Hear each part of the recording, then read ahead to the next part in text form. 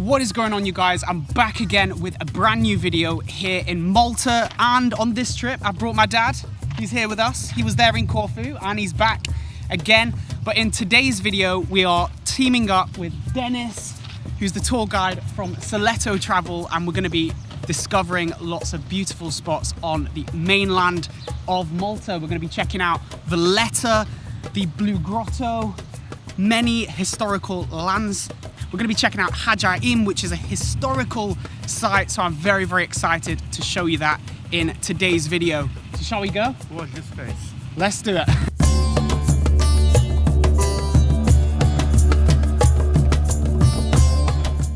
So right now we are on Victoria Square, and the reason it's called Victoria Square is behind me there is a statue of Queen Victoria. Now, right next to the statue of Queen Victoria on Victoria Square, you'll find the Biblioteca, and this actually contains a lot of historical documents, such as ones signed by Henry VIII.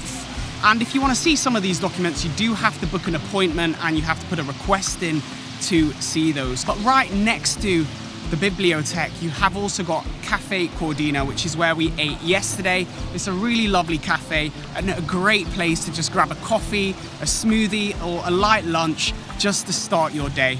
Very, very authentic, very Maltese here, and a great place selling some really good snacks. So right next to Caffe Cordina and Victoria Square, you will find Palace Square, which was essentially the equivalent of Buckingham Palace. You can think of it like that, because that is where the Grand Master Palace is, and he used to reside there.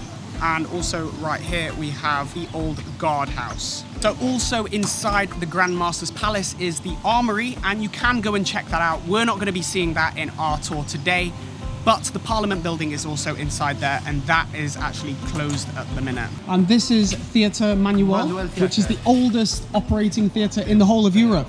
And it's still in use. It's still in use. Wow. Now we are currently in St. Paul's Cathedral, and this is an Anglican church. That's why you'll notice that it's not necessarily as ornate as a Catholic church. And the reason that this is quite interesting, this place, is because this is where the Queen and Prince Philip came regularly to worship, and they would sit at the front two seats just there in 1949 to 1951, when they actually lived in Malta. They last came in 2015 and Prince Charles came in 2017. So this is quite a notable cathedral, because this is where the royals come when they come to Malta to worship. Now, also in St. George's Square, this is where Malta was presented the George Cross, which is actually the second highest honour that can be presented to a nation, to a country, to anyone. And that was because of their incredible bravery in the Second World War. So we are currently walking down Republic Street, which is the main street in Valetta. And it is very, very difficult to get lost in Valetta because of the grid format. Yeah, because everything's basically in a grid, similar to New York. So it's pretty cool to walk down, and it gets super busy. Wow, so that is the queue for St. John's Co-Cathedral. That is mental.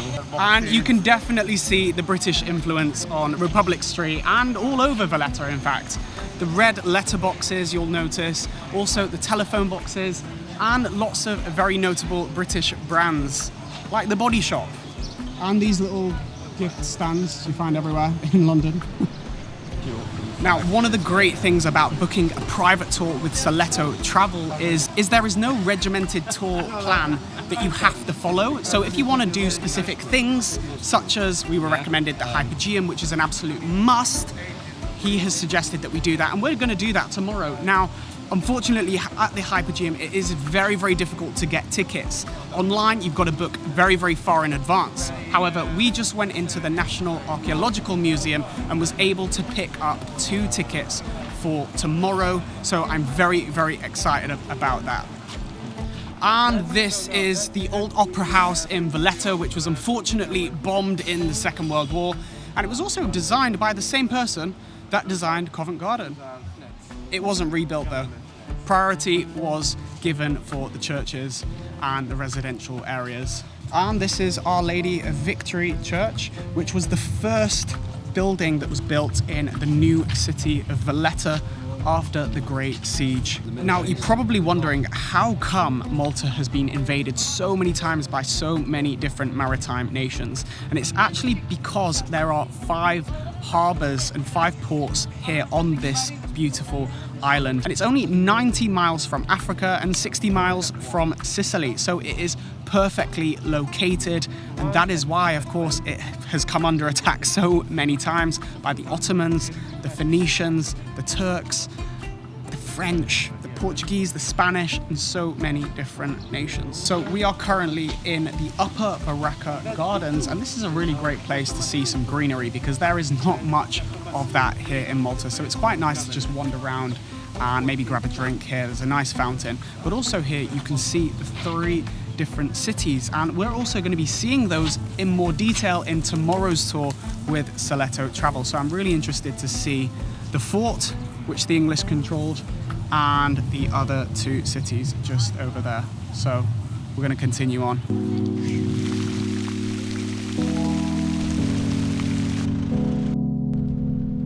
And here we are at Marsaxlokk, which is the main fishing village on the island of Malta. Here on a Sunday, you'll find the best market where you're going to find the freshest fish on the island. It's a definite place to come to, but also it's really, really pretty here to just come and see some of the boats. All of the fishing boats, they're really cool colors, really, really pretty to just wander around. So the reason that these little boats, these lutsuts, are the color that they are is because before the invention of radar, this was the only way to be able to spot boats when it was misty, when it was a little bit darker, and that is the way that they were able to identify these boats. So we're having a quick coffee stop at a very local, authentic Maltese spot, of course, Costa.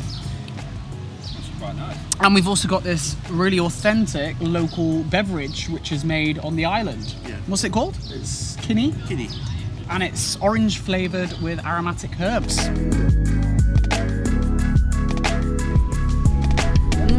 It's actually really good. It doesn't taste herby. I wouldn't describe it as Bitter. it's got a bit of a bitterness, but oh yeah, it does. Bitterness aftertaste. Oranges. That's the oranges that make marmalade. That's what I would describe that as. Fizzy marmalade juice. There Kinne, you are. get yourself some. And here we are at the iconic Blue Grotto. The water here is absolutely spectacular to see.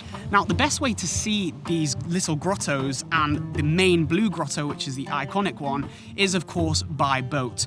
We're not going to be doing that today because we have actually got a boat trip booked later in the week, so make sure you stick around for that video, subscribe, because that's going to be posted later in the next month. Now, a really crazy story is in the distance you can actually see an island called Filfla, and that was actually a lot bigger than it is now. And that is because in the Second World War, the Brits actually used that for their ordnance, for their target practice. They used to fire guns over there, the RAF would use that, shoot it, and essentially it has become a lot smaller because it has basically just become destroyed. And you cannot visit that island anymore because of course there is a lot of bombshells and explosives that potentially haven't yet exploded. So pretty dangerous, but a pretty cool story.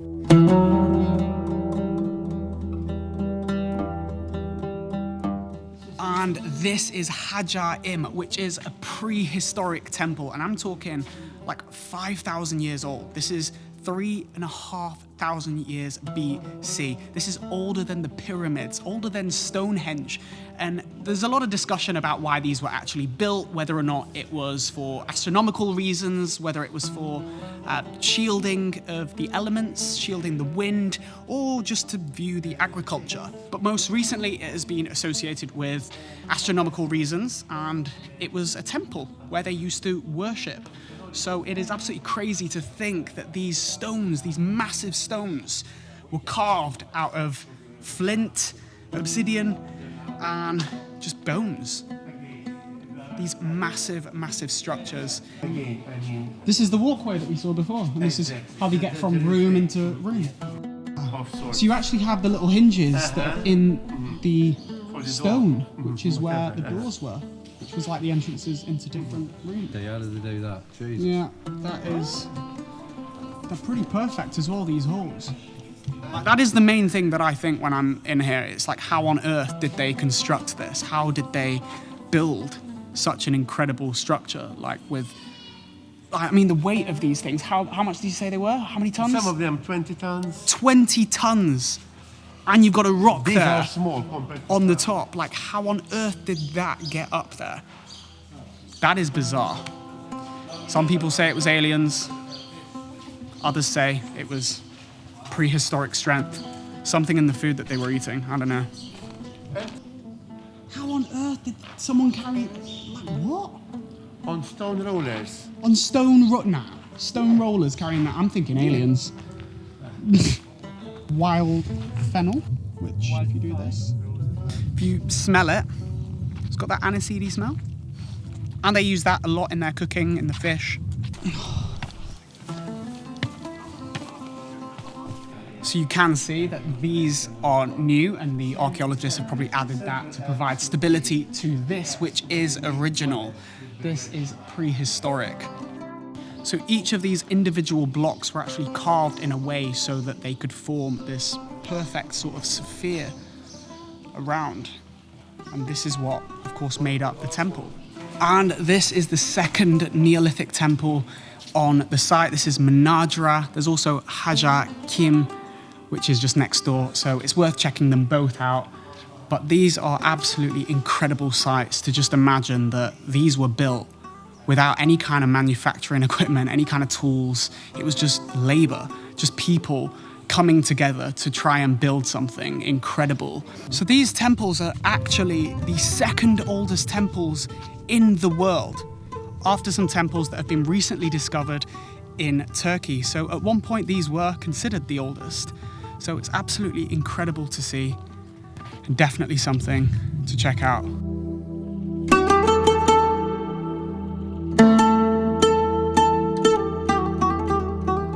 And here we are at Ghar Lapsi, which has some lovely views of the sea, but also a nice little area for you to come swimming, go snorkeling just down there. That looks really lovely. So you'll probably notice that the tap water in Malta tastes a little bit funny, and there's actually no natural spring water.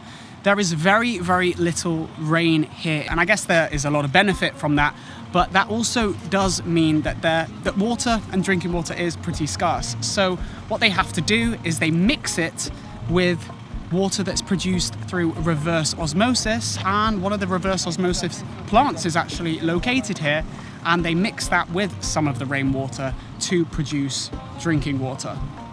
And of course they treat it a little bit with chlorine, and that's what gives it its distinctive flavour. In the distance we've got Dingli Cliff. Now, as much as I would love to show you the Dingli Cliffs by drone, unfortunately I'm not going to, because the last time I flew my drone near the big radar tower, there's one there and there's also one over there. Well, if you want to watch what happened to the drone, click that card up there and watch that video after this, but I am definitely not risking it over here, especially not on my second day in Malta. What's that? So this stuff. Liqueur from the Carib. Caleb. Carib. The Carib tree. I don't like that. Is that no good? Oh. Can you taste that? He's got This the one cold is prickly pear. Matthew. He's got the cold Kinne. Oh, he's got the cold Kinne. So this is prickly pear liqueur. And this is this one here. Smell it. And this is one of your things that grows on the island, right? The prickly pear. Prickly pear. Smell it. It smells like a prickly pear. But it's good. Champagne or white wine. That is delicious. Really, really good. Do you know what? I'm going to get the prickly pear juice just because I'm intrigued to see what that tastes of. The cold Kinne. Like that. And a cold prickly pear. Thank you very much. The prickly pear juice is pretty good. It's very thick. It's not the sweetest of juices I've tasted, but of course it grows on the island. It's something that you've got to try whilst you're here. Yeah, not bad. I think I preferred the liqueur though.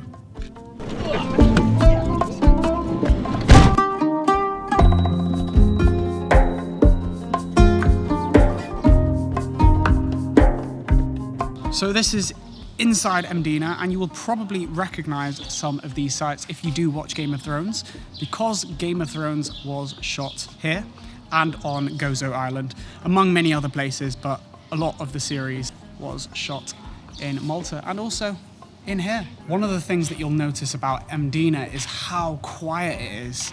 Of course, some of that is attributed to the fact that currently there's a global pandemic, but it is like there's nobody here, and this whole area, this whole city is so charming. The streets, the side streets, the lights, everything just looks so old and beautiful to just admire and wander through. So Mdina is a definite on your list of places to visit. I mean, every street corner you walk by, look at this. It is so stunning. I love it here. So we've stopped off to a lovely little cafe in Mdina, and it's called Fontanella. We've got some lovely cakes. They seem to really specialize in their cakes here, but they also specialize in this incredible view that you've got where you can see Valetta, which is of course where we're staying, Salema, and you can just see all the cities. Very nice to enjoy a drink here with a view, to relax after that long day of walking. The cream on the top, it's so light with the marzipan, the cherry, the sweetness. It's thick at the bottom, light at the top. Unreal, absolutely unreal, this cake. One of the best cakes I think I've ever had. And that was Fontanella. Beautiful cafe. Blink and you'll miss it. You will. It is just there. It is a must do whilst in Mdina. Yeah, so if you're going to come anywhere in Malta, you have to add Mdina to the list of places because it is so charming in itself. Like, look at this area. It really reminds me of being in Italy, like in Tuscany. Some of these like beautiful buildings. It's just amazing to just wander through and just get lost in these streets. And if you want a really good shot for Instagram, this is your spot. This is basically Instagrammer's dream. I mean, look at that. Here we go, back to Valetta. Thank you, Dennis. See you tomorrow, yeah? Thank you so much. And that was the full day tour with Soleto Travel. We're now gonna head back to the hotel just to relax for a little bit on the rooftop because I am exhausted. It was a very long day. So let's go back to the hotel.